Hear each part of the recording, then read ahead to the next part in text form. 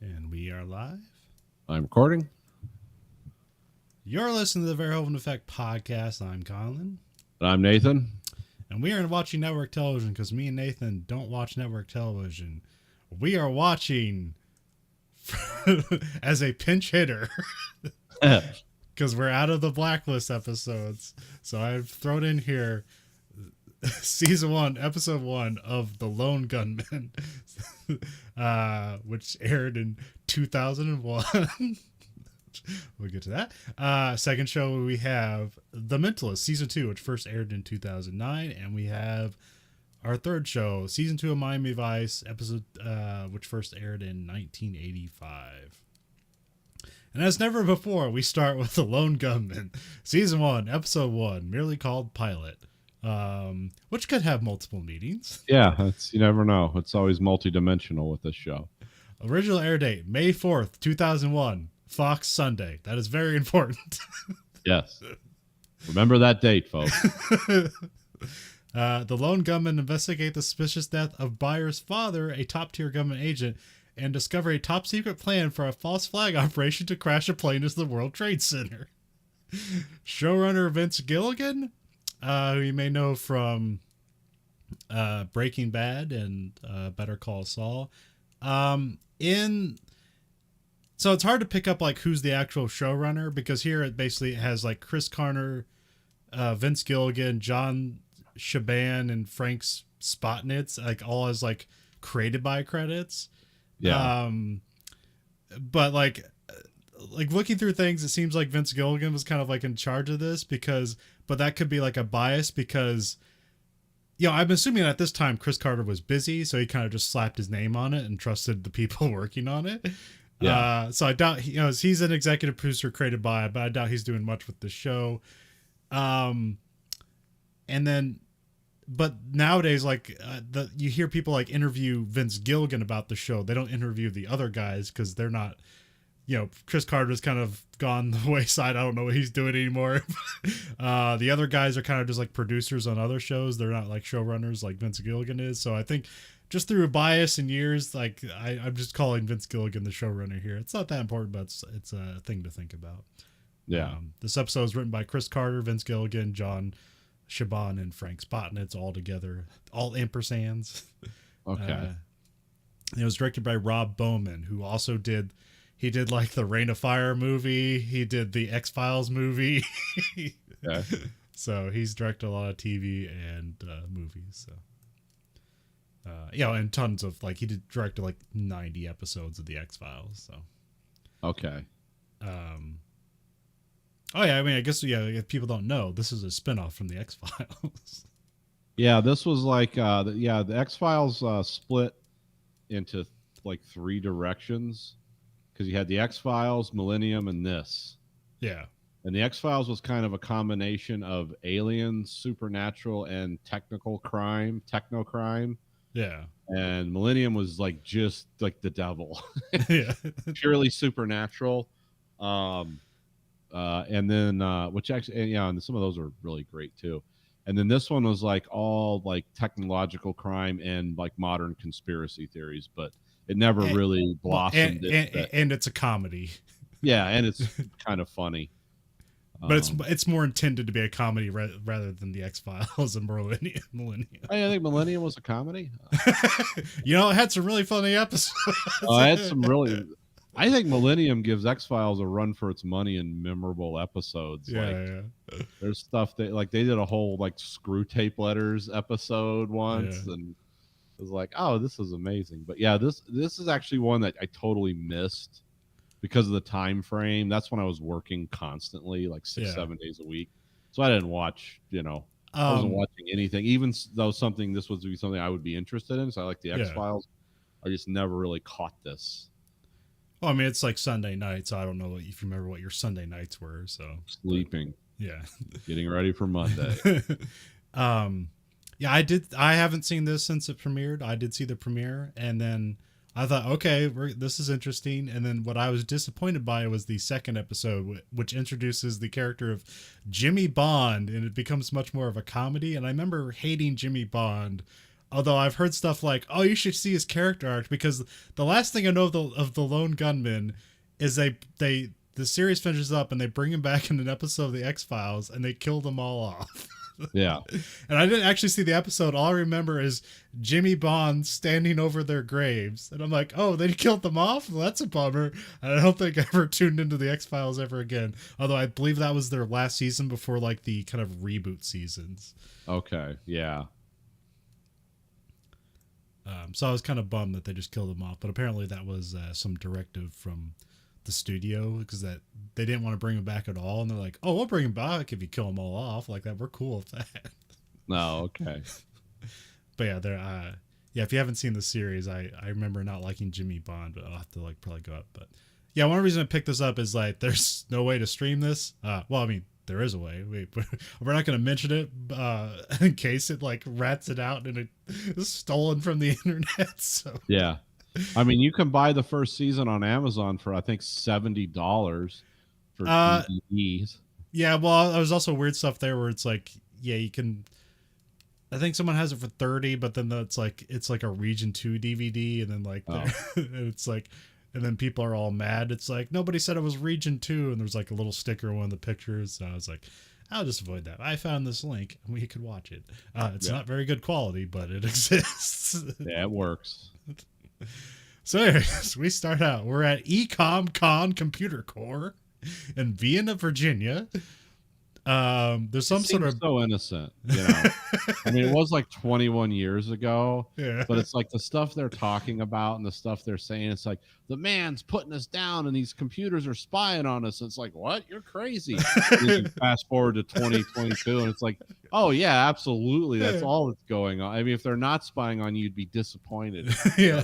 It's like, what? You don't care? You know. But it's not your hardware components that are spying on you. It's just the internet in general. Yeah. I mean, it's your ISP and your browser, all that stuff. Yeah, it's just some of the because this is a show about guys that are like conspiracy theorists, and they publish some kind of newsletter or something about conspiracy theories, and they know everything about everything, and supposedly they're fighting for the right cause.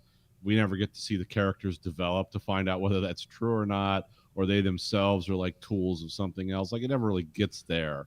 Yeah. But yeah, it's like it's almost innocent, because nowadays you say conspiracy theory, you think about people wearing like horns and storming the Capitol of the United States or something. Like it's not so fun anymore. Yeah. Or it's like pumpkin-headed Alex Jones screaming, you know, into the microphone about whatever, lizards turning gay. I don't know. But there's some sort of big meeting happening at the company, which I don't know if it's like the employee. I get they say it's the employees, which is like, wow, they made like 14,000 employees dress up and go to this formal to announce they're launching a new processor. But yeah, whatever. Yeah, it was. We're right off the. This is still the high point of the or the second computer revolution or whatever. Yeah, we have some shadowy figures on the roof, and it must be the lone gunman. And then we have some lady. She's like greeting all the people, and she's like talking up the company and all the good things again. I think what's it called, Optium, and it's basically just the Pentium stand. Yeah, it's basically Intel. Yeah. And then we have Langley, who's like the blonde, long-haired guy, the lone gunman. He's like contradicting everything she's saying like they're invading their customers' privacy, and that's like all his screeds are something that'd be like totally like rational thought, but here it's supposed to be like he's out of control. Yeah. And then we have Byers and Frohickey are in position because they need to like sneak into like a part of the building holding the processor chip, and then so Langley fakes a seizure by saying, "Is there peanuts in this?" So it's like I'm not sure what the whole peanut allergy thing at the time was, but it blew up since then. So yeah, more ahead of their time stuff. And we have Frohickey doing the whole like Mission Impossible thing where they have to suspend him from wires down to like some room that has like lasers at the bottom of it. Yeah. And then there's some ladies that's dressed as a man like watching the monitors because when Langley fakes his seizure, like everybody like leaves their desk or whatever. But then like then the rig starts going wrong, and like Frohicke's like being spun around and turned upside down and everything. So it's like clearly this is for comedic effect. It's like, no, these aren't the Mission Impossible guys that we're framing them to be at first. So, and also like in the X-Files show, whenever there was a lone gunman episode, it was usually a more comedic episode. So, that's why I say this was like more intended as a comedy than the other two were. And then like the drag spy just walks in and takes the chip and like just and sets off all the alarms, and then the Frohicke's just hanging there to take the blame for it.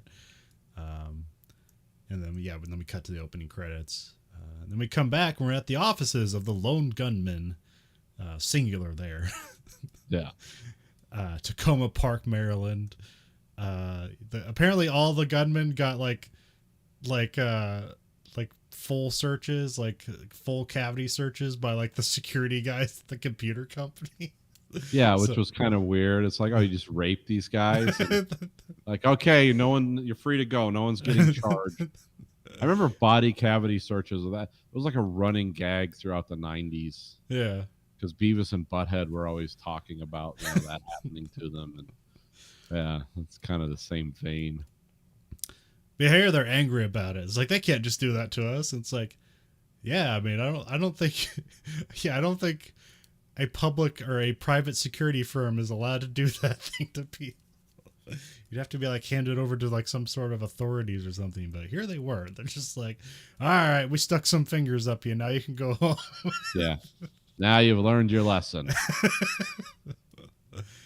And we have Byers Byers is more of the like his backstory was that he was like just kind of a like a government employee who was just doing his job, and then he basically figures out like, oh, the government's up to bad things, like, and then that's where he got changed around. So he's still kind of like this stuck up kind of Boy Scout kind of character, but he's on the side of like, these hippie like contrarians, hackers and all that stuff. So yeah.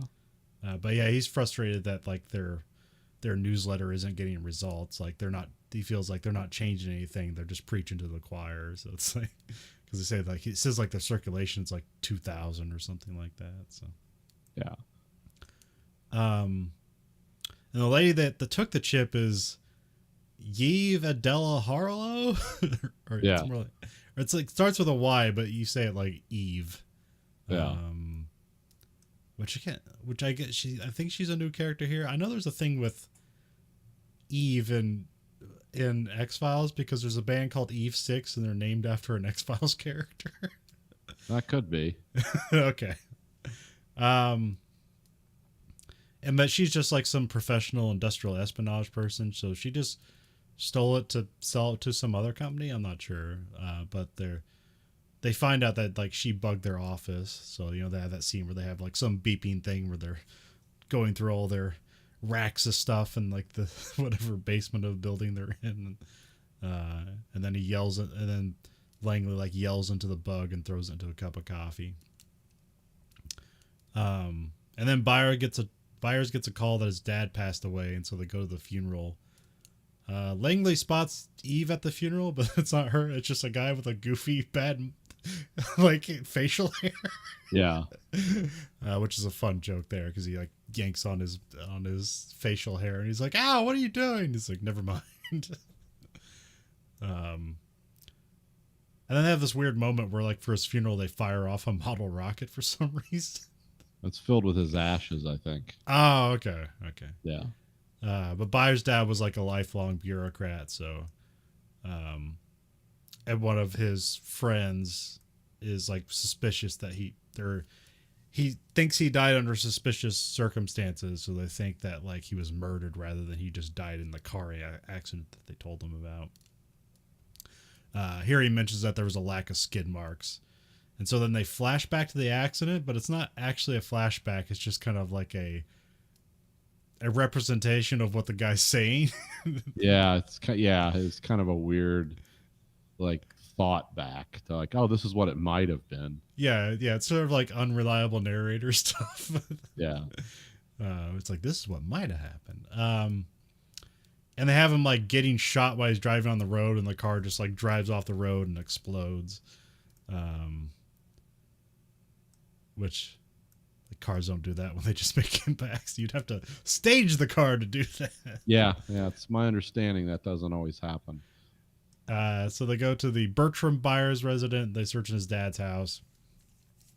Frohickey slips on wet carpet, which I don't think I've ever slipped on wet carpet, but I understand the idea of wet things make you slip. So I don't know. Whatever. Yeah. Depends on what kind of nap it is. If it's a thick tile that absorbs a lot of water, yeah, that'll be real slick. But if it's a Berber, not so much. Although it's a good setup for like the joke that they play later on to like show him like slipping and falling. It's like, yeah, it really sets up that joke later on. Yeah, you could tell why it was there. Langley checks the computer, but it's like cleaned out, but they check the registry to see that how many like delete commands there's been. So then they're checking the delete logs, and they see something deleted was called scenario 12D. And they're like, what's that? It's like, we got to figure out what that is. Meanwhile, Frohickey's like has like a full suit on and like a UV light, and he sees that like the thing he slipped in was just full of blood. And then they're like, oh, my dad was murdered here and then thrown in a car, and the accident was staged. So then they go to the salvage yard to try to find the car. And there's a fun little moment where like they say the make and model of the car, and they see one being like loaded into the crusher, and they're like running for it, and they slip into it. And they're like, no, stop it. And the guy who was like taking them was like, the car's here, and it's like already crushed. It's kind of fun, like oh no, we missed it. But I do like that they don't just like, oh, it's crushed, we can get anything out of there. Like, no, they go through the crushed car looking for evidence. So they do the right thing.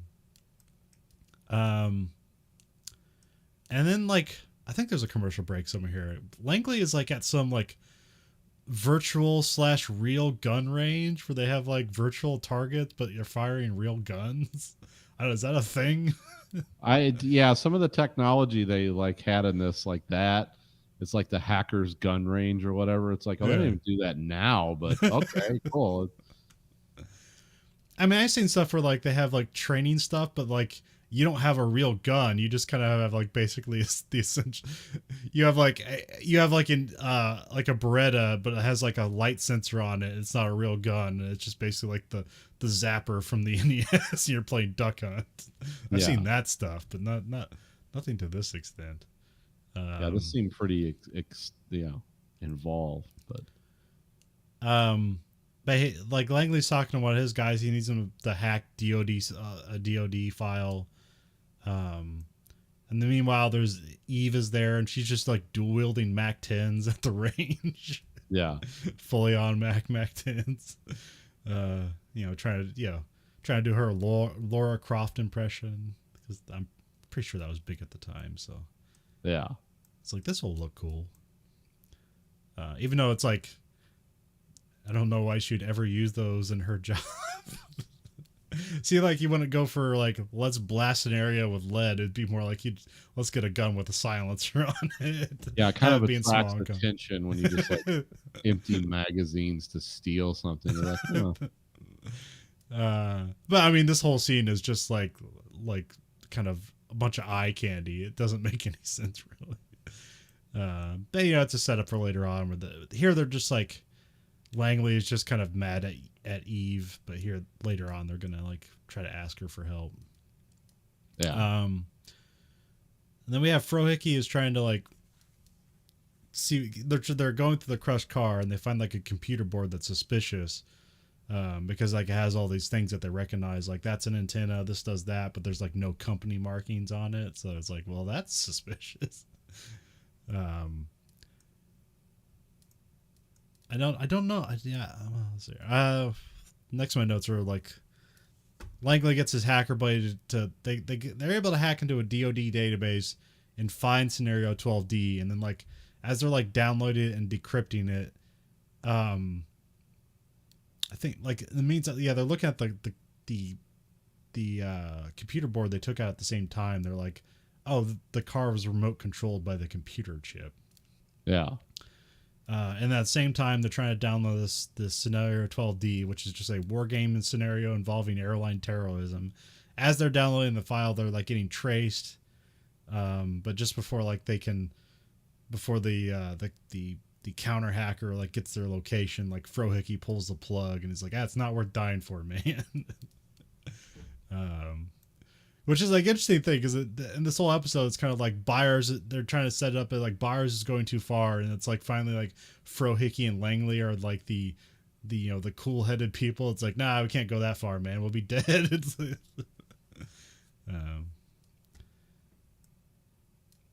and then also like the counter hacker says like, they cut it off. Like the dad's friend Ray is revealed from the funeral, and he's like next to that counter hacker. It's like, oh, he's actually the bad guy. So, yeah. Then they go to the crash site where the car crashed into like just like a pylon for a bridge or something. It's something like that. It's like, it's underneath a bridge.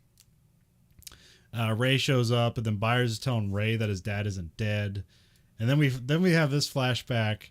And we have the would-be assassin walking on the wet carpet, it's wet because it was recently shampooed, not that it was covered in blood. He slips and falls and shoots himself in the head, and now it's covered in blood. Which is a great joke. It was funny. I was like, what just happened? Wait a minute. Well, like, and shows like these, you always have like the assassins are super serious and professional, and like they can't be like, they just can't be unwavered by anything. Here it's just like a guy slips and falls and shoots himself in the head. Yeah. It makes it seem like the evil government is very pliable and like not that dangerous. And then the dad puts the assassin in the car and is able to remote control it because he knows something about it. And then he runs the assassin to the bridge, and then the car blows up. And that's in the flashback. And then afterward, like the lone gunmen are like, hey Ray, we're gonna need your password, and he's like, it's Overlord. It's like, it doesn't give like, hey, what's your login? They just like, password's Overlord. Oh good, we have a password but no name to go with it. No critique of like, that's not a good password or anything like that. Just that's fine. Yeah. It's still just 2000, so not everybody's on the internet yet. Nor does everybody have cell phones, so nor does everybody have 50 different subscription services they are signed up to. Right. And then Bayer goes back to his dad's house, and he finds that the lone gunman newsletter's there, so he's kind of like, oh, like I guess my dad did care about my work. And then his dad shows up, and he's like, as he's like, Byers is about to hug his dad just slaps him in the face. Yeah. It's like, what are you doing here? You're gonna get yourself killed. And then his dad tells him that there's a rogue faction in the government that's trying to create terrorism because of a lack of a clear enemy has made a flat economy in the military industrial complex. And so bringing down a 747 in the middle of New York City, and you'll find a bunch of tin pot dictators waiting to claim responsibility. That's how they're going to drum up the war economy. I wonder why the show got canceled.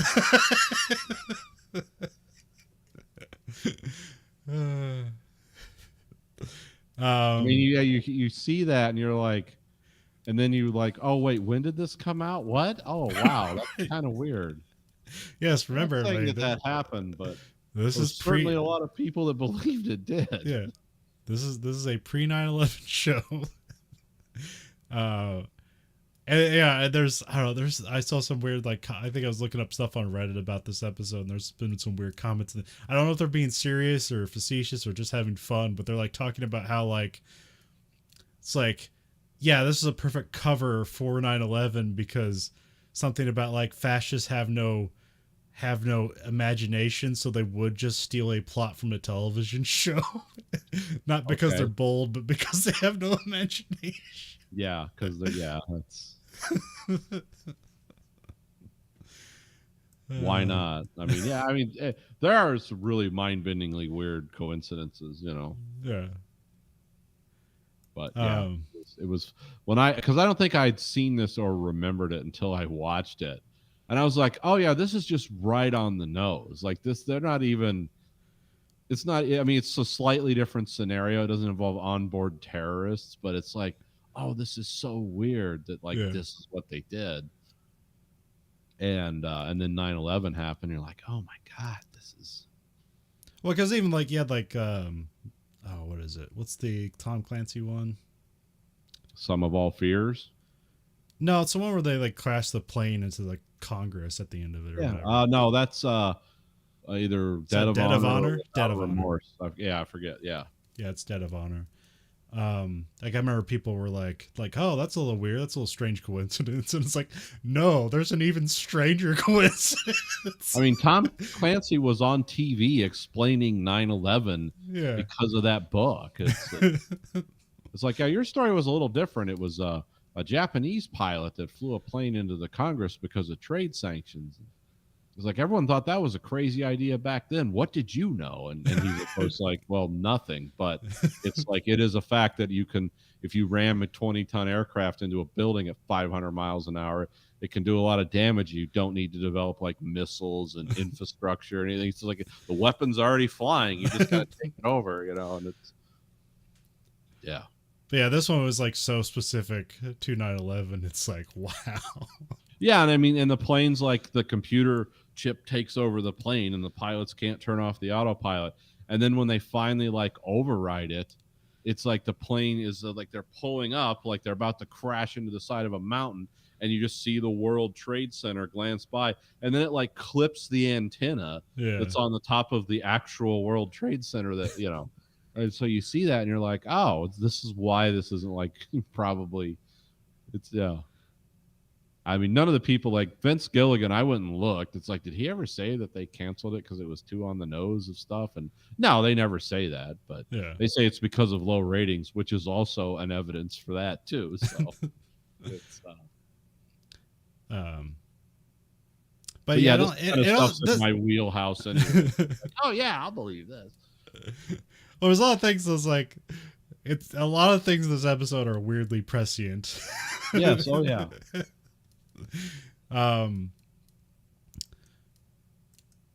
But this only got 13 episodes, so it didn't get a full season run. I'm not sure if that was how it was intended, because being that this starts in May, it seems like it was like what they call I can't remember what they call it. It's like a mid-season replacement. It might have been when it was did, and then they just canceled it anyway. So it didn't get. I'm not sure if it was ever intended to have a full run, like to get. Like if they canceled it halfway through, or if they only got 13 episode run up front, and his dad. So after he tells him that, like Byers wants his dad to like take this to the press, but he says he can't do that because they'd kill him immediately, and the press wouldn't run the story. Yeah. And he also mentions like the Overlord as an enemy, which I don't think they ever like put that together as the obvious thing. Is like, oh, his password's Overlord, and Overlord's the bad guy. Yeah, it's like all in one. I think they just let the audience figure that out. So. Then we're back at base. We have Frohike doing like naming anagrams with Eve Adela Harlow. Which that stuff is always like I don't know, is that like bottom of the barrel conspiracy theory? Depends on who you talk to and what the context is.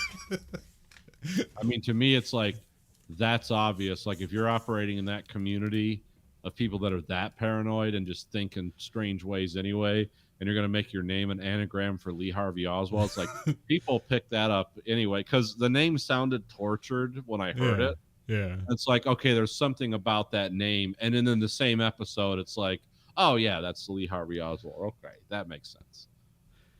That's fun. It's a good way to start things, you know. Well, I just always hate that, like, at least in real life when people think, like, oh, something's named this, and if you take these letters, it spells out this, and it's like, and it says, like, Satan something or whatever like that, and it's like, see, they're just hiding it in plain sight. It's like, no, you're torturing it to all your means. Yeah. I mean, there's a reason, like, the CIA and the Defense Department, like computers pick names for operations that are supposed to be secret. It's because everyone would call their operation like, you know, it's like Overlord's a cool name. Like that that was the invasion of Europe by the Allies. That's a cool name. And then the invasion for the code name for the invasion of Japan was Downfall. Like that was back in the day they had those kind of names for things. But now they call things like, Operation Green River. And it's like, what's that about? It's like, oh, it's assassinating all these third world dictators. Because you're not going to call it like Operation Murder the Bad Guys. Because it's like people are going to know to look for that. But they're not going to look for like Operation Pine Tree or something.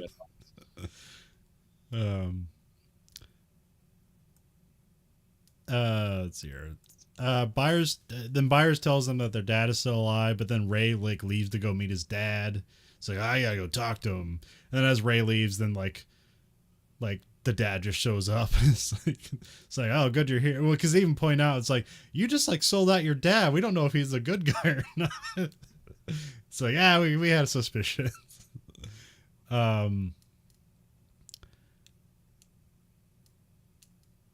And then they're basically kind of like creating a ruse to expose Ray. And then so they say they need a hydrocarbon sniffer, which I didn't get at first because I thought at all points the whole problem was like, oh, they're going to remotely take control of an airplane. Yeah, but no, they get this because they're looking for a bomb on an airplane because they think they're just going to blow up the aircraft over New York City. Right.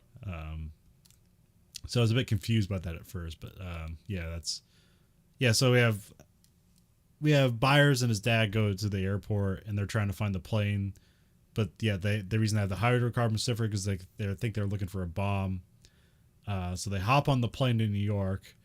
Let's have here.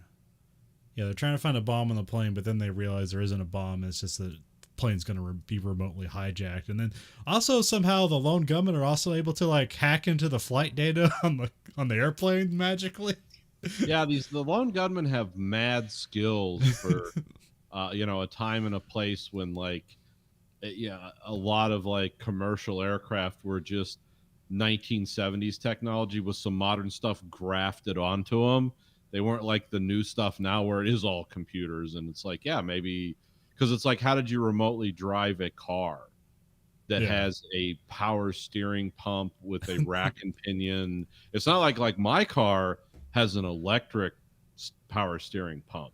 It also can apply. I can put it in a mode where it drives itself down the road. I have to keep my hands on the wheel, but it won't allow a collision or lane shift. It'll automatically like move the wheel, and your mom and dad's car does that. Yeah.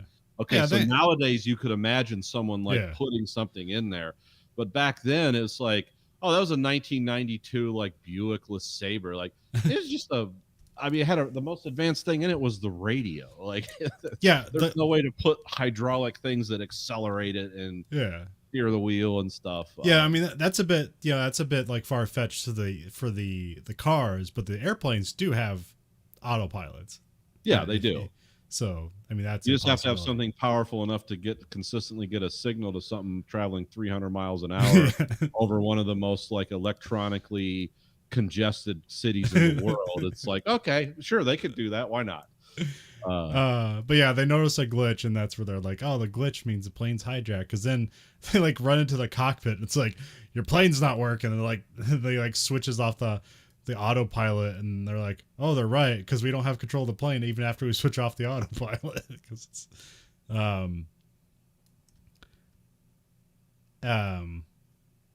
but they do the lone gunmen track the flight course and see it's flying to the World Trade Center, which I imagine when they were making this episode, like that would be like an obvious thing because we already had the World Trade Center bombing there like a few years earlier, so that would be a thing like, oh yeah, that's a target. So and everybody the World Trade Center's been attacked by King Kong.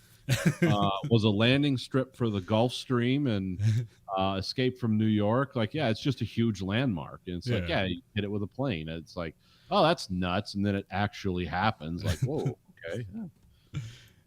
Yeah. That could be something. But like some reason they can't like override the pack because they just don't have enough computing power.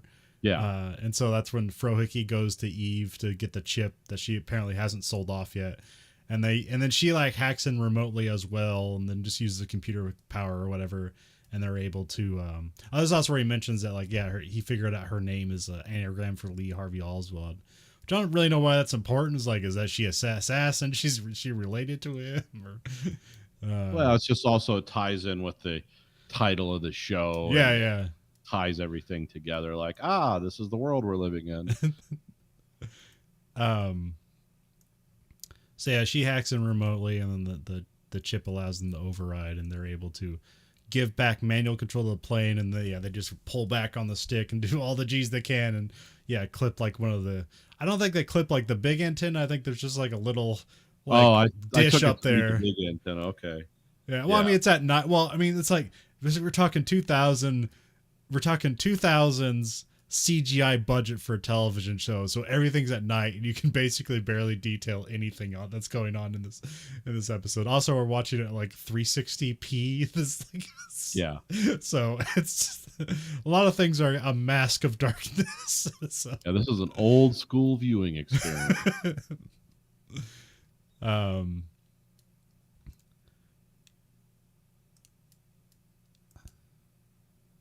So yeah, that was. So they stopped the plane from crashing. And then Byers is like laying out plans to like, this is what we should do to expose Overlord, but his dad doesn't want to come forward. But at the end of the day, Byers gets respect from his dad. His dad's like, you're much more of a hero than I ever was, even though his dad was like in the Air Force and stuff like that, and a lifelong government employee. But he realizes that all the crackpot stuff he's been dealing with over the years, like, no, that stuff is, it's if not all true, it's all leading towards like he is on the right side of whatever that's going on here. Well, see, that was the fun thing about the Lone Gunman as X-Files kind of extra characters, was it's like, they were all crazy and they all believed in everything, but when they were right, they were always right. Yeah. But it's just like there was so much insanity that went along with it. And that's a very common thing in like the conspiracy theory universe of, because there's people that argue with you like Alex Jones was right about some stuff. It's like, well, yeah, because he says everything's you're bound to be right eventually. If you throw knives in the dark, you'll eventually hit the bullseye, but you're throwing so many knives to achieve that. It's like, well, who's waiting around to see? Well, like the funny thing is, like, here is they try to give them like a credency by like having that they can't print the hijacking plane story to drum up money for the military industrial complex because they don't have the evidence for it. So what they print instead is the computer chip that's gonna spy on you because they actually have the computer chip. So right. Which I forget there is some conspiracy. Well, actually, there's something true to that, but I don't know how it works out, especially with some Pentium chip that's basically giving information about the user back to Intel somehow. But I don't know exactly how that works. I don't know. There's some stuff where it's like people talk about hacking. It's like they basically make it seem like you can hack. Like if you have access to the electricity that goes to the computer, you can hack it, which there are things that can do that, but it's very rare and unspecific information. You kind of have to be in there and broadcast the information explicitly to get that stuff. But I'm not. Sometimes hacking's just magic, and there's really smart people out there, and they can do interesting things. But sometimes it's just really dumb how you hack. So. Yeah, it's like when I read books about stuff like the CIA did, and a lot of it's just brute force. Like it's like what are we going to do? Well, we're going to suck up all these documents and just have a room full of people going over them for a year, and then we will find the thing we need. Like that. I mean, that was stuff they did with like early Russian computers and things like that. Was they would send a guy in who was like someone they bribed or whoever wanted to be a defector. And it's like, just get all the information on this device. And you're talking about something as big as a suitcase, with a car battery hooked up to it. And it's like, what's this going to do? It's like, well, it's going to record everything in that computer. I mean, like just as raw data. Yeah. Oh, okay. And it's going to take 5 hours, by the way, because we're talking like 80s, early 90s stuff. And it's like, it's going to take like 5 hours. And then you're going to pass that off in Gorky Park or whatever. And then a year later, we're going to like pay geniuses to sort all this out and have some kind of information.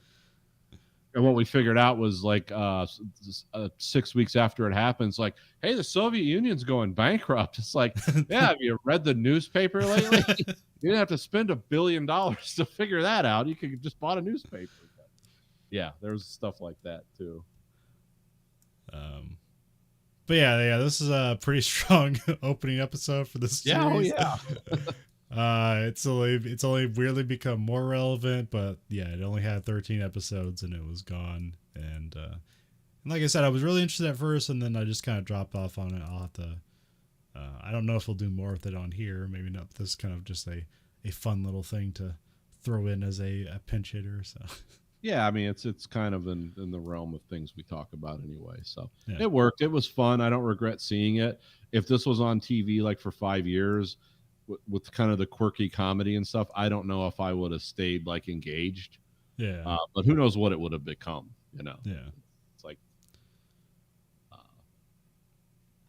so yeah, The Lone Gunman. Know it exists. Check it out any way you can. Yeah, just go to a database search and find it. Just write Lone Gunman and then a pinned Reddit there, and then they'll get you where you're going, because Google is terrible now because all these companies have bought up all the search engine stuff to redirect to everything they have. So you just put Reddit at the end of a search and you'll probably get what you need. So. Yeah. The internet's weird right now. Brave browser.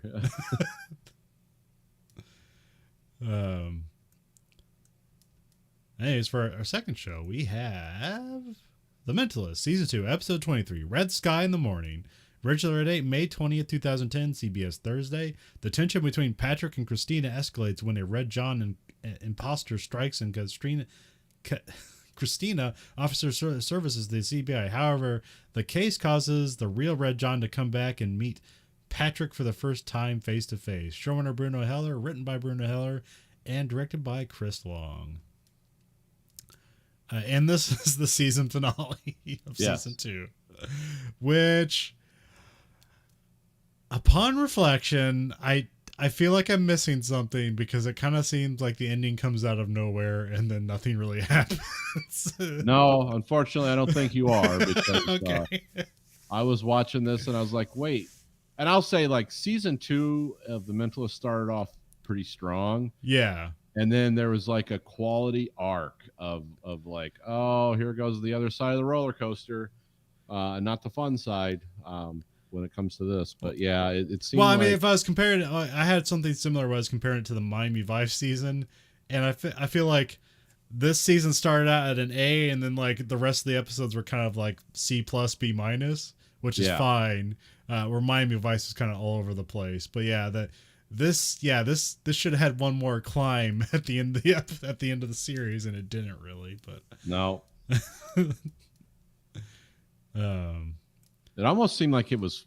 There seemed to be some strange, like, I wouldn't say continuity, but it's almost like everyone was distracted. Like, are you shooting like 5 episodes at once? Yeah.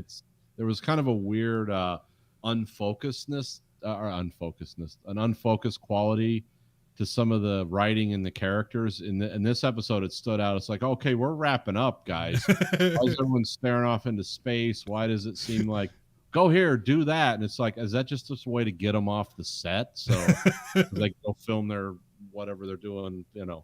It's kind of weird. Yeah. We're at Giorgio's Italian restaurant in Sacramento, California. Jane and Fry that's Christina. I just have her written as Fry throughout here. I hope that's not a problem. Nah, it's fine with me. Okay. They're out on a date. Fry does some cold reading on the server. She's able to like determine that like his like mom died recently, and he had an uncle that said roll tide. And then I don't know why she does that. It seems like, oh, she's gonna get money off the bill or something like that, but that's a whole confusing thing for Fry, because I think like the ultimate conclusion for Fry is that like she just admits that she'd have to at some point just admit that she's very intuitive, but this isn't actually like mysticism or stuff from beyond. That seems like the ultimate arc for the character, but this whole episode is like, it's just her. It's like, why can't something that unbelievable be true, Jane? It's like, because it's not. Yeah, because the universe doesn't work that way. Well, I don't know, whatever. It's well, also, yeah, during the scene, like Jane is like embarrassed by this whole thing. It's like, why are you doing this? um, and she's like, I have a gift. I need to like bring, happiness to others. And he's like, okay, come on. Yeah. I mean, because like from Jane's position, he's been in her position before. It's like, this is just done for money and to show off your skills. And he's just admitted to himself like, oh, that was just all for money and narcissism. That wasn't actually doing anything for good. And now he does do stuff for good, but now I can't enjoy it because he's just an empty husk. Yeah. It's like everything that gave meaning to his life is already dead. He's just like, he's like, well, it's just now I just live for vengeance. And I feel like he's trying to impart that lesson on Fry, but she's still like, I got a business to run. Yeah, it's like, hey, it's like, you know how expensive houses are in California? You gotta drum up some business. I mean, Van Pelt gets an alert on her computer and she's like about to leave for the day, but then it's a video of like a break-in, and like I don't know if this is supposed to be like a live video or she's just watching the video at center, because it has like the little like hit play and fast forward options on it, but they made it, but the way they're reacting to it, it's like, oh, this is live, but I have no idea what's going on. Yeah.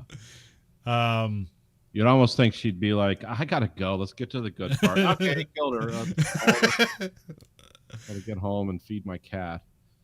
Then we cut back to like the date, and Jane's like telling Fry of like his prison exploits this season, which is very fun. Him trying to explain it because she doesn't believe him. It's like it's too like weird. Yeah. Which that episode is a little far fetched, but it's fun. And then Jane goes in the bathroom. He sort of has like a panic attack because he's like caressing his wedding ring for like a bit, and then he's coming back. He's basically going to call the date off, but then Van Pelt calls him and say they need to get him to the office right away. And in the video, they're looking at as a Red John symbol on the wall, and so credits. Yeah. And we come back. CBI is rewatching the video, and some lady's being killed in the bed. And then. And Fry's also there, which I don't know why. Yeah. Well, she was on the date with Jane. It's like, well, come with me. I guess he drove, yeah. Yeah, because Jane doesn't have his normal weird European car. He has like a Chevy Traverse. Yeah, he's driving like a normal person's car. And yeah, the victim is Marley Sparrow. Jane doesn't want Fry working on the case because she's like basically like attributing her skills to like religion and all this stuff rather than science, and so he's mad about that. But also it's a Red John case, and it's like only I can work on Red John cases. That was the whole that's the whole first half of the season is all about that. And so Jane and Fry like part in the elevator. And we have Jane at the crime scene. He's like talking to the victim's dead body, which is it's like we'll figure this out. It's like it's weird. Yeah, there's a lot of weird Jane shit in this episode. And then the forensic guy comes in. He's kind of hurrying Jane along, and like it's I don't know if you remember back to the first episode, but like when the guy gets killed with the golf club, this is that same forensic guy in that scene. I knew he was in the show before, but yeah, I believe this is his second appearance. So okay.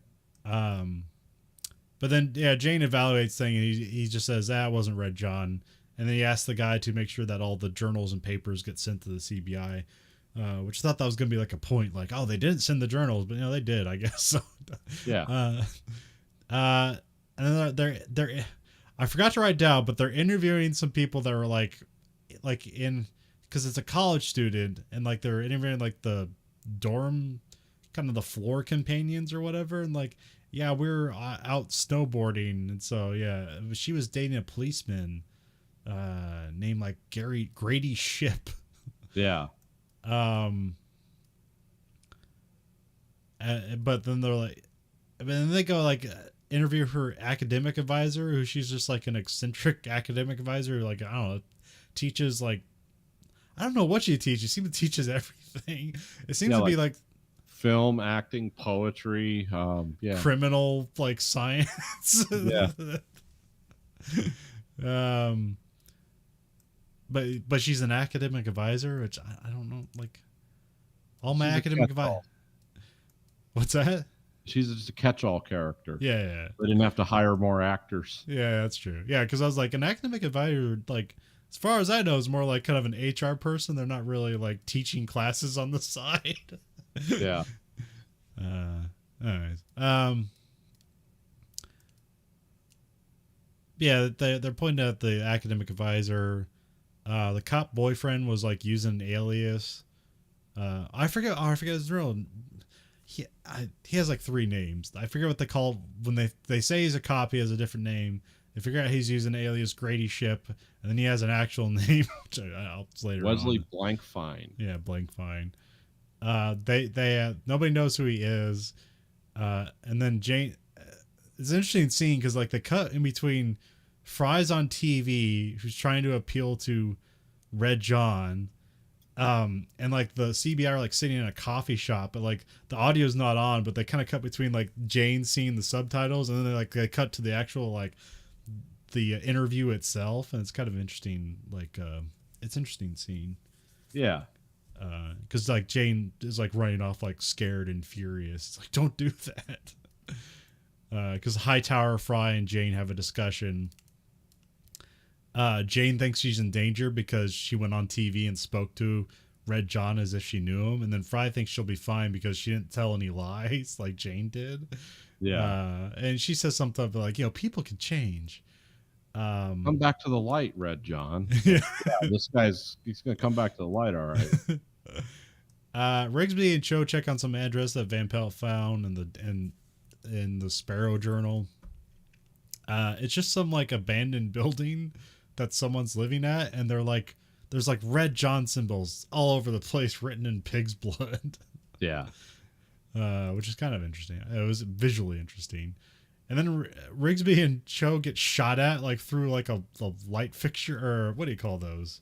Glass, like the kind of like a skylight, but like a huge one. Yeah. They get shot through to the skylight, and so like they don't get shot, and then they give chase, and the guy like gets away on a motorbike, but then Rigsby finds like a lens cap, and Jane's able to like lead him to a next clue. Yeah. And then Jane and Lisbon are at Fry's house because they like set up a security detail for Fry. Then we also, there's a lot of cutting around here. I have notes that are not mentioning the cuts, so I got to do because we have Cho and Rigsby after getting shot at are talking with Miss Ketchum, and she's the eccentric academic advisor, and then she has a bunch of class lists for Cho and Rigsby that have like Wesley Blankfein comes up on both lists. So that's where they know to look for Blankfein. They check out his dorm, but it's empty. They're also like told he has like a weird relationship with his mom. So, yeah, I was kind of like, "Ooh, where's this going?" And then Lisbon gets a call from the FBI on a potential Red John case, and then the woman that interviewed Fry, she lives in what is it, Lake Tahoe in Nevada. So she got killed, and there was a Red John. So she got actually killed by Red John. Yeah, this is a real one. And then also Fry's taken aback because she's like, you just got somebody killed. You know that, right? Yeah, he didn't kill you, but he killed her. So yeah, she's kind of taken back a bit. Jane goes to the Lake Tahoe scene and checks it out, and this time, he's like totally scared because like, yep, this is Red John, definitely Red John. And then also Jane's worried for Fry. Rigsby and Cho go and check out Blankfein's mother's house, and then like the neighbor's like, she hasn't come out for months, those cats are crying. Or not months, but like, I don't know, like 5 days or something like that. Yeah. And so they break into the house, and it's just filled with cats. And then there's a shrine to Marley Sparrow in there. It's all weird. But the mom isn't there. And then they take that mural back to CBI, and so Jane's like spotting locations in the photograph. So they kind of split up the team in like 2 different places, but then Jane like takes another look, and he goes to a third location. Well, and Jane's ordered to like stop, like to not work, because he's just out on a, he's not acting like the normal Jane. Oh, I think the next thing is you have Jane calls Fry, and Van Pelt picks up her phone, and then they go to go get Fry, and she's not there, so Fry's been kidnapped, or we presume. Yeah. And so that's when the Hightower and Lisbon take a break. We know you're under a lot of emotional distress right now, and Jane's like, yeah, this is my case. This is my life's work now. Don't take this from me. So yeah, they split up the team, and then this is when Jane takes another look at a photograph and decides he knows where it's at. This is where he drives up in his Chevy Traverse and gets out. And so don't know what that's. I don't know if he just borrowed somebody's car at CBI, or if the weird car they had him before, the Jane Mobile wasn't working this day, or if they're changing some things. Well, because I'm willing to bet Chevrolet would throw some money at the show to have their car in there more than Citron. Probably not giving a lot of ad money to the Mentalist. Yeah. So Jane's looking around the things, and he calls Lisbon and leaves a voicemail that's yeah, I'm gonna be here, and then he looks at the hotel that they're across the street, and he kind of walks away, and then he walks back, and it's just an abandoned hotel that apparently just left the front door open. Yeah. Which I don't think is likely. Like newspaper plastered over the windows. Yeah. I don't know. I think you probably have more because I would think oh, it's abandoned, they're gonna have all that locked stuff, but I think you probably have experience with things being abandoned and just no, people don't care. You just kind of go wander around in there if you really want to. Walk right in. I mean, it's not important unless you do damage. Yeah. Or the drunk they're paying to watch the place wakes up and he's pissed. Then that guy will show up and start waving a knife around at you or a stick. But it's fun. Because childhood adventures you have to have. Well, I can't remember because I think you had some stories. I don't think I ever saw it, and it may have been demolished by then. But there was the old high school in Wabash that was on a hill, and it was abandoned. And it was collapsing or something. Oh yeah, that was an elementary school. Yeah. Oh okay. It was abandoned because it was full of asbestos. Oh okay. And also the population of that town was shrinking, so they didn't really want to pay to have the asbestos removed. So they just abandoned it and divided it up amongst the other schools. Oh okay. But yeah, we used to go in there and run around. Well, I never really wanted to destroy things. I just kind of like the novelty of oh, here's a classroom full of desks, and they take take any of this stuff, and it was because people do that now, and they take pictures. Back then I would have had to take pictures on film at night, which that's. But how'd you get in there? Did somebody just leave a door open, or was there just a way to get in? That was just a way to get in. The windows were boarded up because they'd been broken out long ago by other hooligans. But some of the doors that had windows in them, there was really no good way to secure the wood to them, so they just put up a 2x4 and run some screws in. And after a few seasons, you could just pull that back and walk right in. Okay. But if you got caught there, the cops would take you to your parents and make a big deal. Oh, this is trespassing. It's like you were stealing nuclear launch codes or something. It's you guys are idiots. Yeah, so Jane walks into the abandoned hotel, and he walks into a ray of light, and then somebody just runs up and knocks him out. I think we gotta go to a not credits, but commercial break. Yeah. Come back, he's in some candlelit room. He's plastic wrapped to a chair. Yeah, saran wrapped to a chair. Blank finds stands before him, but he's going by his alias of Grady Ship. He literally does this thing can we do this again? He's doing a second take. It's wait, what's going on here? Yeah. Because he's saying some weird now the sacrifice will be complete or something like that. And then Blank finds holding the knife to a candle. Jane starts acting like he's a film director is being very critical. It's no, why don't you take it again? I don't believe you. Yeah, say it like you mean it. Own it. Because it's we're doing this for in the name of Red John, but he's not really selling it. He's hesitant. Yeah. And then what's revealed is the snowboarder kids that gave some information for getting are like some like weird avant-garde filmmakers that are actually killing people for their art. It's like, Yeah, what? that's the stupidest thing. It's like, yeah, we want to make films about people being murdered, but like actual people being murdered. It's like, well, Yeah. how do you How you sell gonna that? yeah, how you gonna distribute this and not get caught and all that stuff? But you know, Yeah, then I it had was an eye rolling moment when it was like, oh, this is stupid. I really actually said that out loud, I think. yeah. Like, okay, let's see where this goes. Because I know Yeah. we're gonna have a showdown with Red John. Yeah, I mean, I would have been fine with this being like an episode like in the middle, but like this is your episode finale. It's like that's like, I mean, the only thing I thought like would be like clever is essentially this is all a misdirect for Red John, but like Yeah. not on purpose. um yeah, and yeah, apparently like these kids are holding Blank Fine's mom hostage, and so he's doing all this stuff. I don't know if he's killing people because they killed Marley. Like Yeah. Blank Fine didn't. So they're here. They're kind of like holding his mom hostage to do it. And then like Jane's like, no, if you kill me, they're gonna kill your mom anyway. So yeah, don't kill me.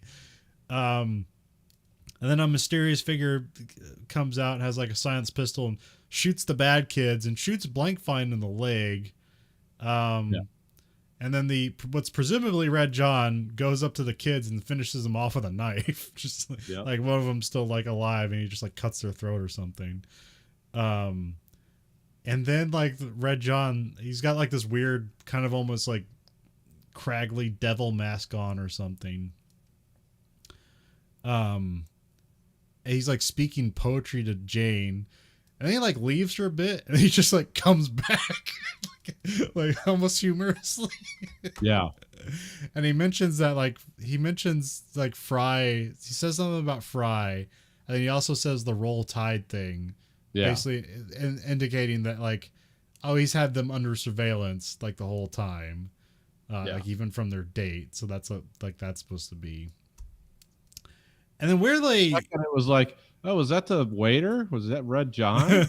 But no, it'd never be that obvious. And I didn't look it up. Does that poetry like have any? Is that from Oh, something? Tiger Burning Bright? Yeah. Yeah, that's a William Blake poem. Oh, okay. And basically, I mean, I could read the poem here, but I'm not. Go look it up. But it's basically like asking God, like, did you make evil, God? And why? Like, that's the point of it. And also, William Blake was a painter, and he painted the Great Red Dragon. Remember from the Red Dragon? So it's like, okay, this is kind of tipping our hat, I see. Or I'm just totally looking way too far into it. It's none of those things, but as soon as I heard it, I was like, oh, there's Blake. Okay. But then, so Red John leaves, and then we cut to like just 2 days later. Jane's on his thinking couch. Lisbon comes up to him. He's like, "Did Red John say anything?" And he's like, "No, he didn't say anything." And like, we're never told if like Fry is alive or if Blank Fine's alive. No, because presumably Blank Fine was still like alive and he saw the whole thing, but because there's like some stuff that Jane couldn't see because he was tied up, but Blank Fine could basically see everything. And then Jane goes to his place where his wife and child died, but like with the bed removed and then just a small mattress on the ground underneath the Red John symbol in his house, and he repeats the poetry to himself. Yeah. Underneath the Red John symbol, and that's the end of season 2. Yep, that's it. So yeah, it was, I thought this was a pretty good season. Had a very strong start. This is a weird ending for the season. Yeah, it was a little disjointed, but hey, not everything's going to be a home run. But I did like it's. I don't know. Like I said, I don't know if they're tipping their hat to Red Dragon or not. But as soon as they started reading that poem, it's like, oh, okay. Yeah. It's like, did you create the evil in the world, or like that? It's not that on the nose, Blake was basically called the madman poet. Huh. So yeah, because he was a poet and an artist, and he did a lot of different things. But yeah, he was known to have a lot of like weird imagery and stuff. It's what people do. People take on that. So yeah, you can look into Mad Men, and it's just like what's his name? Ridley Scott. Like his entire career has been a version of Paradise Lost. Like every movie he's done is something to do with like God and the fall from grace and all that. Like his entire arc is Paradise Lost. Huh. Okay. Everything, actually, absolutely everything. Even though Alien was also based on Heart of Darkness, as the story moves on and we get into Prometheus and all the other ones, it's like, oh, the creator, why is he forsaken me? It's like, oh yeah, we're back to Paradise Lost again. Which, I mean, Paradise Lost is in everything. It's almost like Shakespeare. It's ubiquitous, but yeah. I never actually read Paradise Lost, so Oh, Milton. How does Thelma and Louise relate to Paradise Lost? Fall from grace. It's knowledge. Knowledge creates suffering. Okay. I mean, that's all Paradise Lost is, being cast out of the garden, and falling prey to knowledge, and how knowledge brings suffering. That's basically Milton. Everything he wrote was something like that. Oh, okay. And then what's the other one? The James Joyce, like things fall apart, the sinner cannot hold. It's like, yeah, that's like everyone who writes a movie is like, that's what everything's about. I mean, JFK, the Oliver Stone JFK had stuff like that in there. It's like, okay, we're going deep. Why do I want to say the spiral of the void? I can't remember. Yeah, the widening gyre. Yes, that's it. Yes. Weirdly, it's something that's one thing. That's something I learned from Kevin Smith. Yeah. I think you're right. He wrote a couple of Batman comics, and I believe one of them, the series, is entitled "The Widening Gyre." Yeah. Oh yeah. What rough beast lurches towards Bethlehem to be born? And it's like, huh? Jesus. Redemption is pain, and Jesus is the son of pain and the son of God. You can go crazy just reading all this stuff. It never really resonates with me. It's like, oh yeah, that clicks. It's like, oh, now I get all these references in movies. It's like these guys aren't like geniuses that just came up with this stuff completely originally. It's like, but it is cool. It's good stuff. It reminds me of like I watch or when I listen to like Bloodhound Gang lyrics, and then like you enjoy them the first time through, then as you like learn other pop culture things, like, oh, now that has me. Yeah, it's like I didn't know that. Red Bloodhound Gang's like fourth dimensional. Yeah. It sounds stupid, and it is, but it's also like making all these references to. Well, you imagine, especially with that band, like they kind of like pre-internet, like it's just like, oh, this just keeps getting better.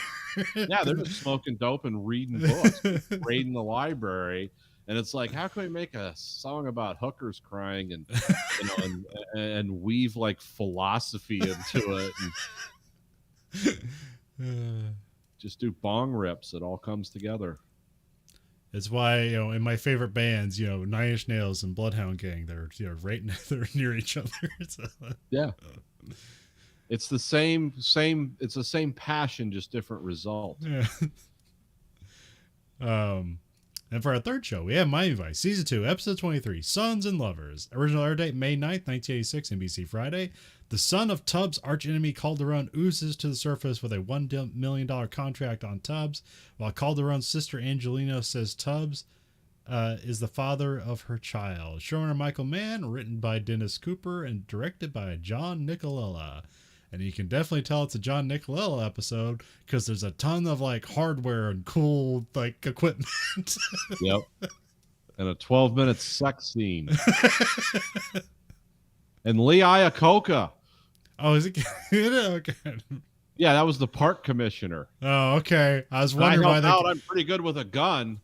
I was wondering why they gave him a nice car. I have a K car here. Okay, I was wondering why that was totally out of place. I'm like, Yeah, I had because no it was idea. the CEO of Chrysler just Okay. appearing in a TV show because he was a pop culture icon at that time. So we have Crockett and Tubbs are in some abandoned place making a drug deal, as as usual. Everything's in silence. Nobody talks. SWAT's like standing by for backup, and then like the drug dealers get the jump on Tubbs and Crockett, and they take the wire that Tubbs has on, and they kind of throw it away, and then the dealers like booby trap the door as like SWAT's trying to like make their move in, which is a lot of cool things here because a lot of very specific detail. The way they booby trap the door is they like hang two hand grenades upside down just above the door, and then just like have an eye hook on the door and then attach a cable to both the hand grenades. Which would be like wildly effective. Yeah. You kick in that door and all of a sudden there's grenades going off over your head. I mean, that'd go off 5 seconds later, but still. Don't some grenades, aren't they just made as booby traps where they just instantly go off? I mean, they could have done something like that, but I don't know what grenades. I mean, being as the only person who's actually thrown hand grenades, there is a five. You pull the pin, you let go of the spoon, that breaks off. After that spoon lets go, the fuse starts, and you have an average of 5 seconds to throw it. An average, okay. It's not guaranteed to go off in 5 seconds. But nobody cooks the hand grenade. So when you throw it, you're still holding on the spoon. The spoon gets released when you throw it, and that's when the timer starts. Oh, so you don't just click the spoon up and like 1/1000. This will get them. I mean, you do that in video games, not in real life. Yeah, it's kind of scary to hold a bomb in your hand. That might have had iffy quality control and it's sat around a warehouse for 20 years. Oh yeah. Yeah, last time we threw grenades, we were at a grenade range, and it's like in boot camp you just did one. It's like, done. All right, you're done for the day. You didn't accidentally kill yourself. Good on you. And then here we got to go to like throw multiple grenades. So I got to throw 2 grenades, and the reason we're doing it is like it's seemingly they just need to get rid of the backstock. Yeah. So that was funny. Yeah. I remember one time we're at a range with some other. We're like the army was there too, and we're at an army range, and so the range wasn't really set up to what we usually shoot. They just had the kind of like pop up targets, and you couldn't tell. There was no range markers because it was kind of supposed to be like an unmarked range to like figure out how to better use your rifle. And we just had no information to tell like where we're hitting. There's no good way to guess like how far I'm off. We're just basically they're just having to shove ammo into our guns and get rid of it because they didn't want to take any of that shit back. Yeah. We got our rifles super dirty that day because got to put it on burst, just do that because we didn't know where the fuck we were firing or if we were hitting anything, because it wasn't like we had like a spotter next to us. It's like that too high, too low. We're just like, you're in your scope.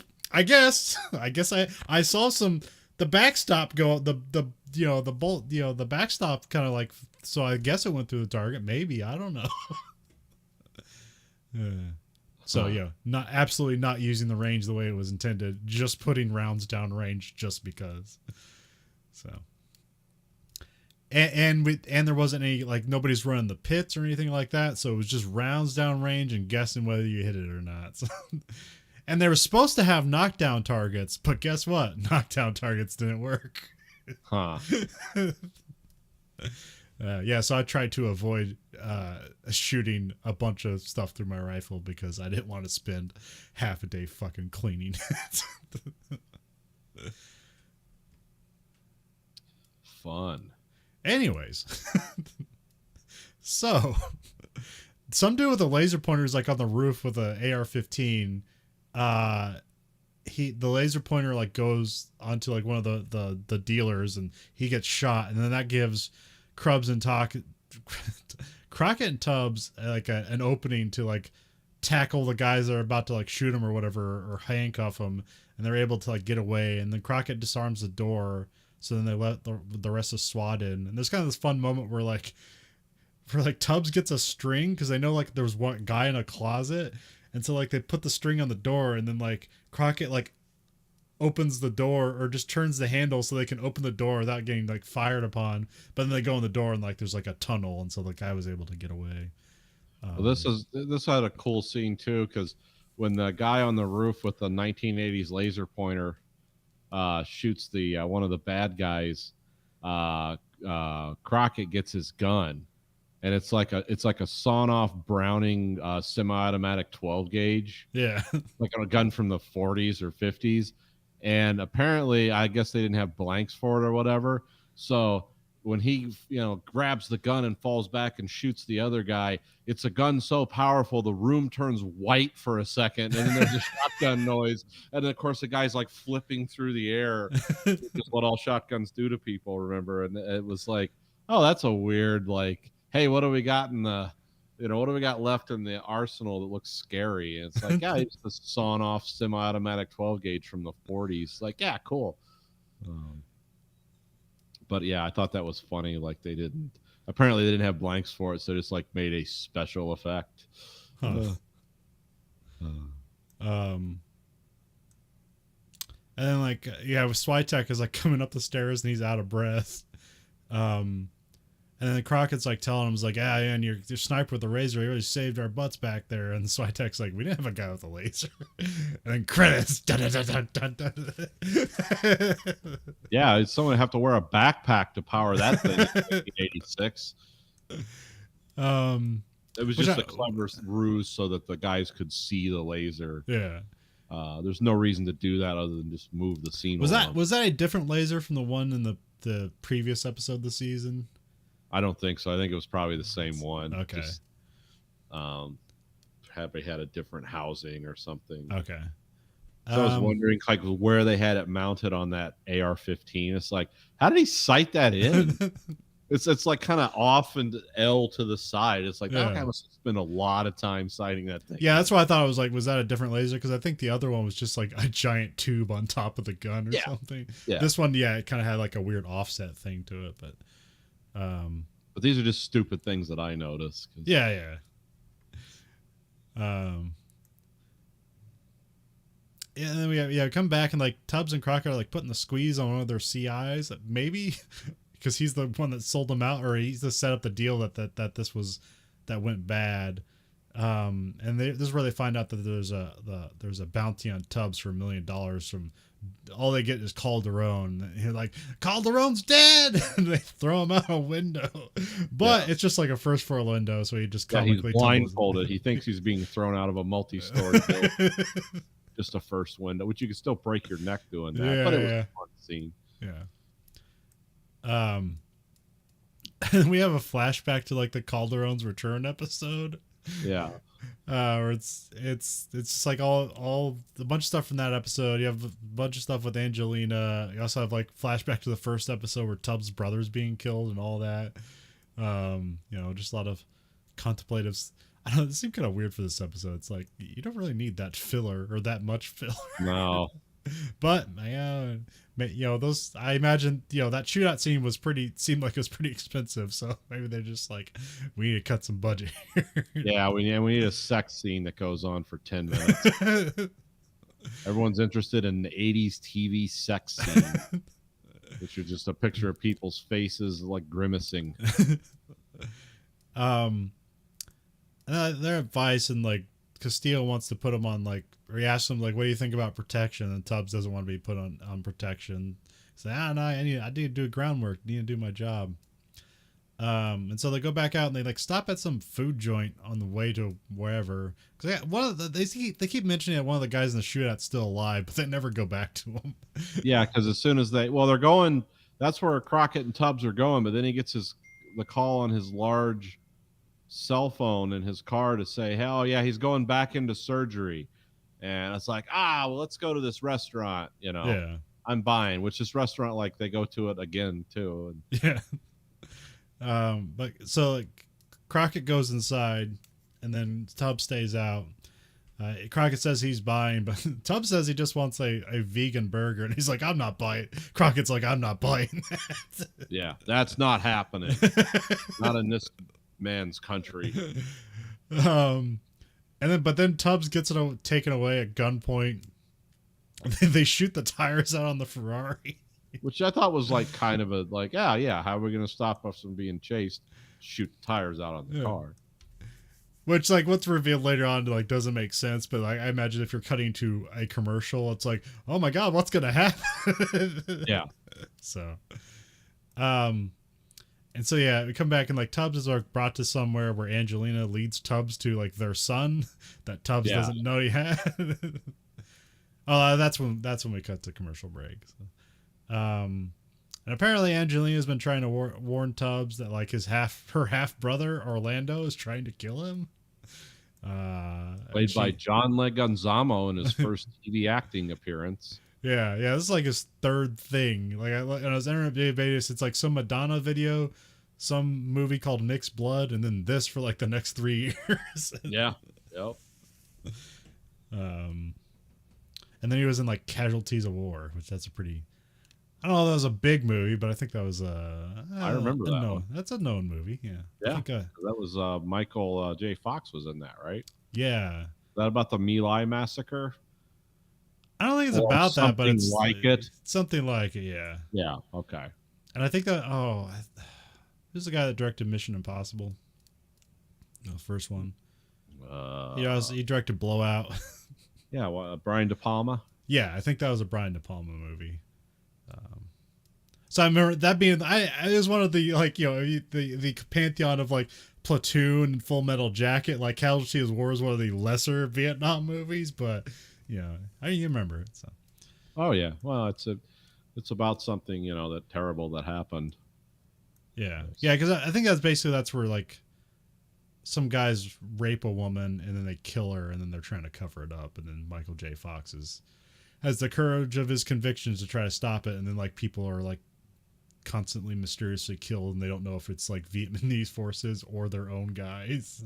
Yeah, trying to stop the investigations. So, yeah. It's a real thing. Yep.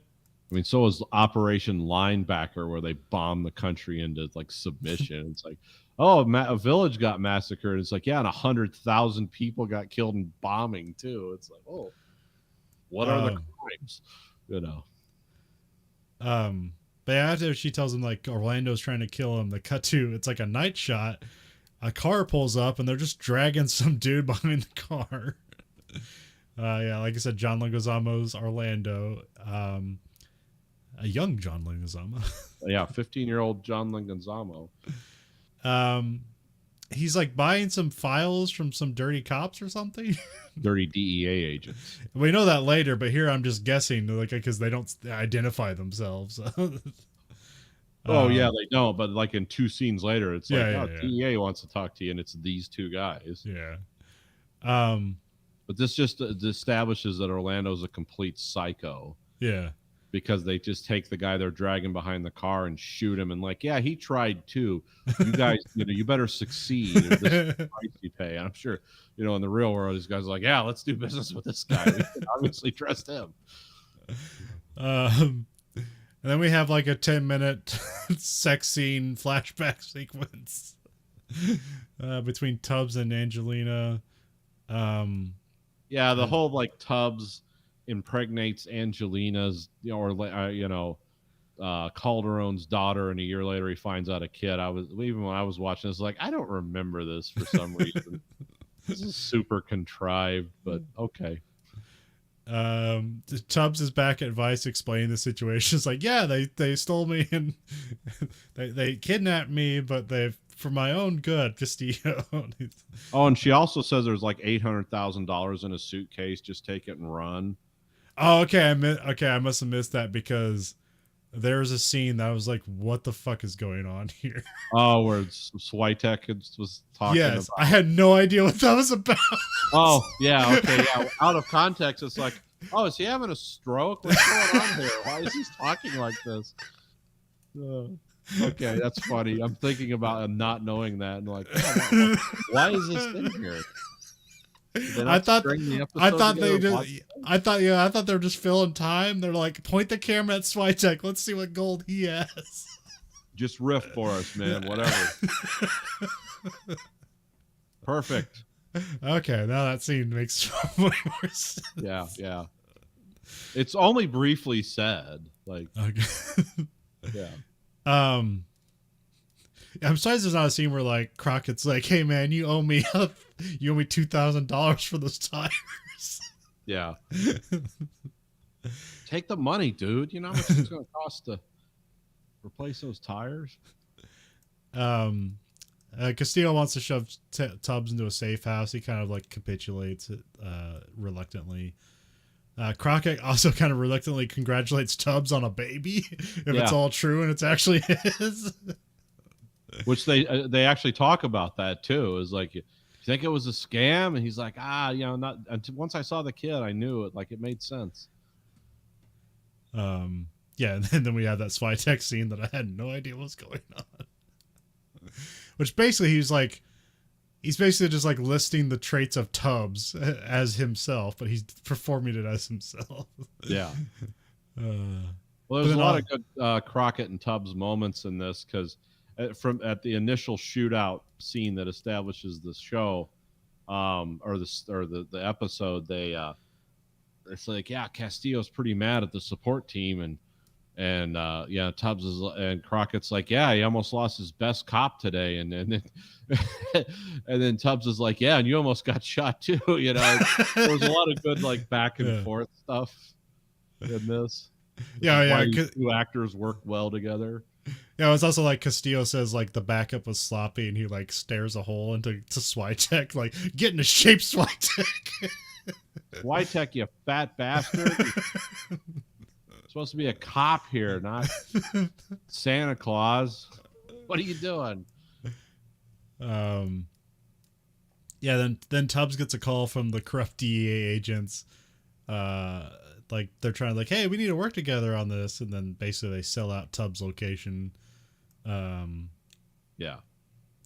And then he's like, yeah, meet me here because I gotta do some other stuff. And then they go to Angelina's house, and like everybody's taken, including her and the baby. And then they're back at Vice, and they're just like waiting by for the demands to get called in. And Orlando tells Tubbs to like go to the location alone.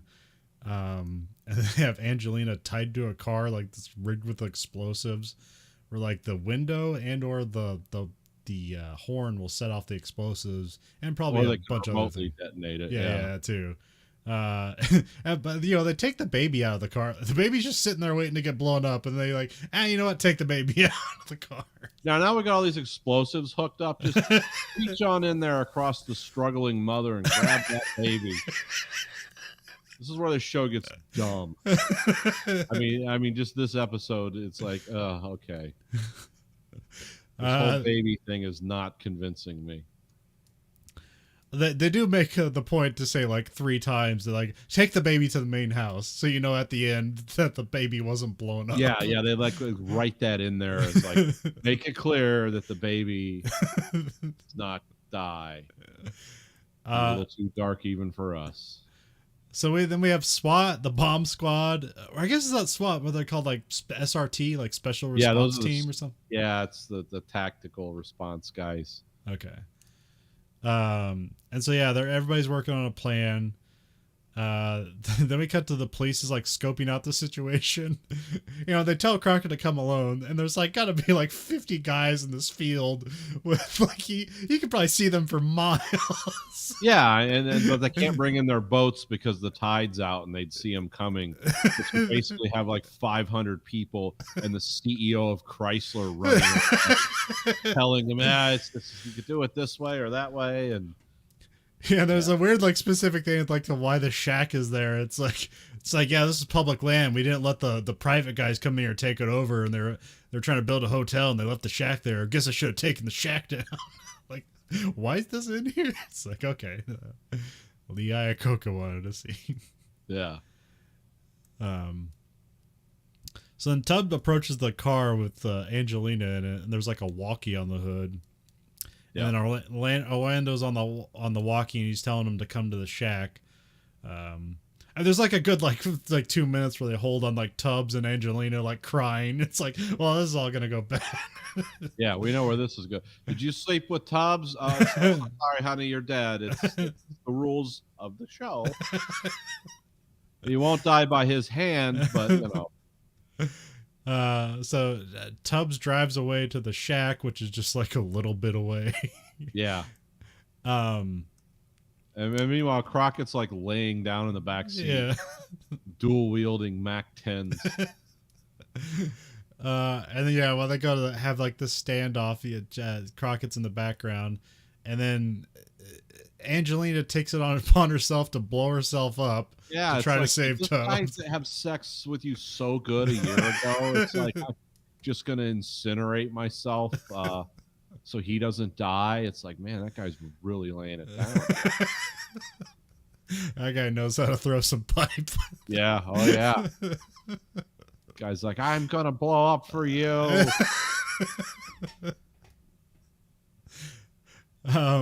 So Crockett pops out and shoots both the bodyguards. There's like, let me imagine this scene, because when this happened in the show, I actually rewound it.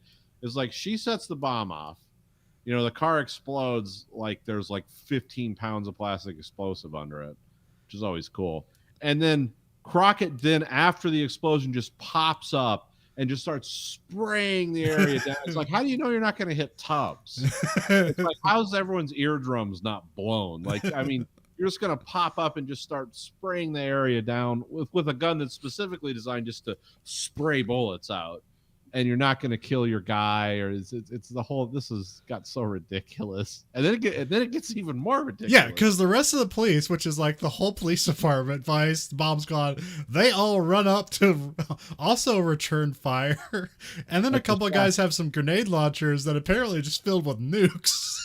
Yeah, because I saw that, and I was like, it looked like they shot road flares at the cottage, and then all of a sudden it's like, oh, did they call in an artillery strike? Like. That building exploded, like made a mushroom cloud, and it's led to believe that, like, you know, Orlando just stepped out of the back right before everything within 100 feet of that shack got blown to vapor, and he's fine. Okay, all right. This is 80s action that it's like peak silly. Yeah. And of course, Crockett and Tubbs are fine. Everyone can hear the next day. Well, Tubbs like looking over the shack in kind of distress, because I think he thinks that maybe, I don't know if he thought he thinks one of these explosions had to have killed the kid, because he doesn't know where the kid is. So I'm thinking that's what he's thinking. Also, Angelina just died, so he's also sad about that. But yeah, then we have like Crockett gets like a bag of evidence from like the SWAT guys, and then this where he picks up on the lead that the DEA guys were crooked. And then they go back to that one restaurant because that's where the DEA guys are, and Crockett's trying to like keep them from killing the DEA agents that sold them out.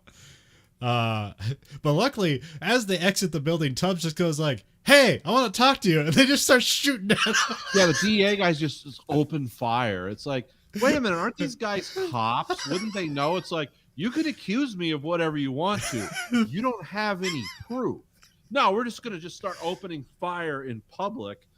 And Crockett takes out one of them. Yeah, and then Tubbs gets to shoot the other one in the face, where he either dies from that, or he drowns in the river that he drives his car into. I'm surprised they didn't have a crocodile swimming around the car after it crashed into the river, eating the body. It was just... this was a very silly episode. And so they hold a funeral for Angelina and the baby while Phil Collins is playing over. Yeah, they're playing Long Way to Go by Phil Collins. And then a van pulls up. Because they have like a baby coffin there, and then her coffin closed, of course. I mean, they're probably, what they say, they're just burying a sponge. Wasn't that like speed? Yeah. So it's obviously closed. A van pulls up and leaves some flowers There's an envelope the guy hands off. It gets handed to Tubbs, and there's Angelina's pendant in theirs because there's some specific point that Angelina has a pendant that Orlando also has. They're like shared, but they were never raised together or anything like that. I had to make very specific things where it's like, no, there's another Calderon, but there you go, they're raised separately. So that's why we never knew they existed. So that pendant's in there, and it's also a note that just says that reads, "I'll be back." Yeah. And then credits. And then the Terminator music starts playing. Dun, dun, dun, dun. No, that's not what happens. But an exciting but uneven season finale. Yeah, I mean, there was a lot of like stuff going on, but a lot of it was stupid. Yeah. Which was kind of like it was fun, but it was like, this is kind of, you said I'll see. This is kind of like Miami Vice next season changes a lot. So okay, well, yeah, because actually I was like pretty disappointed with the season because I was very impressed with the first season, yeah. and like we didn't I have the showrunner credit, and I always gave it to Michael Mann because everything I read about it made it seem like Anthony Yerkovich was more of a writer, and he got kicked out left after 6 episodes, and it was just purely Michael Mann. So I was expecting like, all right, this is the Michael Mann season. And it's like way more uneven than the first season. I mean, there's a lot of highs, but there's like it's like an EKG show of like highs, lows, and it's just like dead for like 6 episodes. Yeah.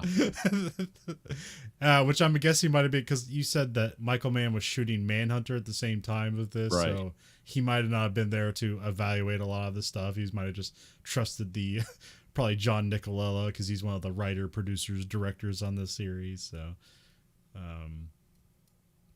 yeah, I had probably like way too high hopes for this season, being I knew that this is the Michael Mann season. But yeah. So yeah, but yeah, I don't know, like some now on it's mainly like Dick Wolf, which yeah, okay, yeah, that's the Law and Order guy. He's the producer after this season. Okay, so it does change quite a bit. It gets a lot more serious and political, like more like ripped from the headlines. I mean, Miami Vice really does. I mean, out of all our shows, like weirdly, Miami Vice is the most socially conscious of all the shows we watch. Yeah. Oh yeah. Well, because we're looking at it almost 40 years later, it's like, yeah, this was ahead of its time in some ways. Yeah.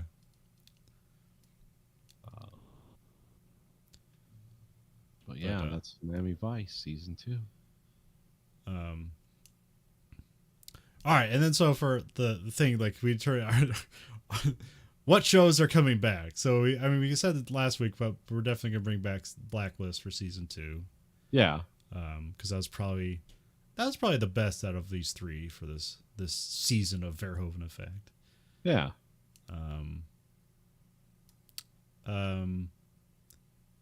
And then like, are we bringing back season 3 for The Mentalist?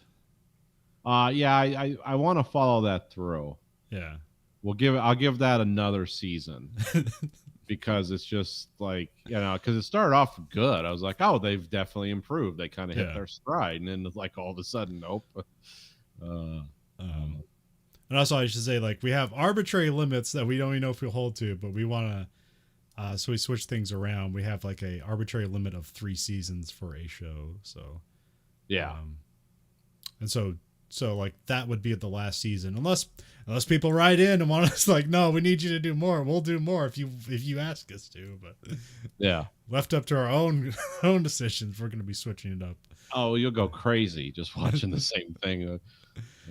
And then are we going to do season 3 of Miami Vice? Yeah. Okay. Because that's that season 3 Miami Vice. But again, because Miami Vice is something I've watched many times, and it's like, yeah, that's when it's going to transform into what people probably remember more than season 1 and 2. Oh, okay. Because you're going to see that change in Miami Vice, and then it's not worth following up after season 4 and 5. I mean, it's a gradual, like, yeah, we've done this, and it kind of, there's nothing new. Season 3 will be something new. Okay. And then we'll have other stuff. Yeah. Well, other potential things I thought of was I heard Person of Interest is kind of like one of those shows where like I've heard people talk about it and it's like, and then, like, it sounds interesting, but I don't know. It's also Person of Interest has that meme you've probably seen, which makes the show look really stupid, but it's a very famous meme of like of people in a church, and it's like three people like sitting in a pew, each behind the other, holding a gun to each other. And then there's another shot where it's like all of them holding the gun to each other, and then there's a sniper like up in the upper rafters of the church. Yeah, I've seen that. Yeah. So that's Person of Interest. Which is basically about like someone making an AI computer that can like track people down, but like there's something specific about the program where it's like the computer has no hard memory, so it can't really become a true AI. And then there's like weird stuff in the background where like the computer is actually trying to basically become self-aware, but through its limitations. It's like, I didn't know that was going on in the show. Yeah, I have to check that out. Also, there is a MacGyver remake, which has Never seen that. There's a Magnum PI remake. Nope. There's all the FBI series. Yeah, I mean, we have a list of stuff. That was just stuff I was going to bring up. Also, I don't know if like if we get rid of, next time when we get rid of Miami Vice, do we want to replace it with another kind of like classic show, or just have more stuff that we haven't seen, so it's more of our reaction? Well, we got to do Millennium at some point. We can actually do that entire series. I think that only lasted 3 years. So yeah, it was only 3 seasons. Yeah, I believe so. Yeah. Especially seeing the Lone Gunman, it reminds me, it's like, oh yeah, Millennium's out there. And it's tangentially connected to the X-Files, though not as closely as the Lone Gunman. But yeah, it's mostly I believe the characters were appeared in each other's shows, but like they didn't really have long lasting effects. Also, like like Millennium has something where basically like a worldwide plague kills millions of people in the end of season 2, and then season 3 they just like, oh, never mind, that didn't happen.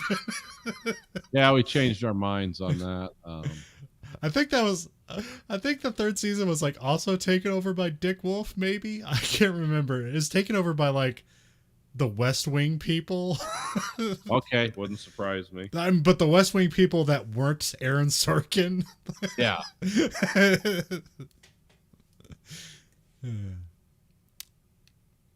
All right. Well, yeah, we'll have a break, maybe, or we'll have some stuff we'll bring to you. We've been meaning to actually have a special where we actually watch a Verhoeven, a Paul Verhoeven movie.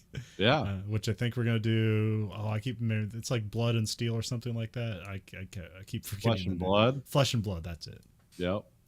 We'll bring that to you at some point. So stay tuned.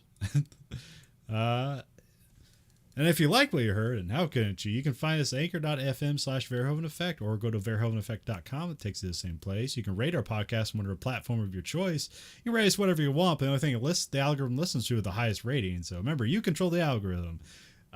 We have listener support at verhoeveneffect.com, where you can support this at a monthly stipend of either 99 cents, $4.99, or $9.99. And like essentially all the money goes to us. I did an experiment where I pulled the money and we got a 20-cent like transaction fee. I don't know if that increases with more money or how it works, but it's because like I don't know, like we don't have a Patreon, but I know Patreons are very popular, and it's like, how much does Patreon take out of you? And I have no idea, but here it's not that much. Just to let you know, the money goes to a good cause of keeping your podcast entertainment alive. Yeah, and not to the big corporate bigwigs of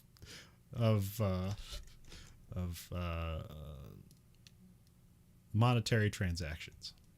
Yeah, and not to the people that would sue us if they actually paid attention to our show. You can find us at Twitter at Verhoeven Effect, Facebook at Verhoeven Effect, and you can find us on YouTube at American Greed Factory. You can both watch that show and this show live and unedited. And you can get t-shirts at belowthecollar.com/Greed Factory. So for the Verhoeven Effect podcast, I'm Colin. And I'm Nathan. Goodbye, America.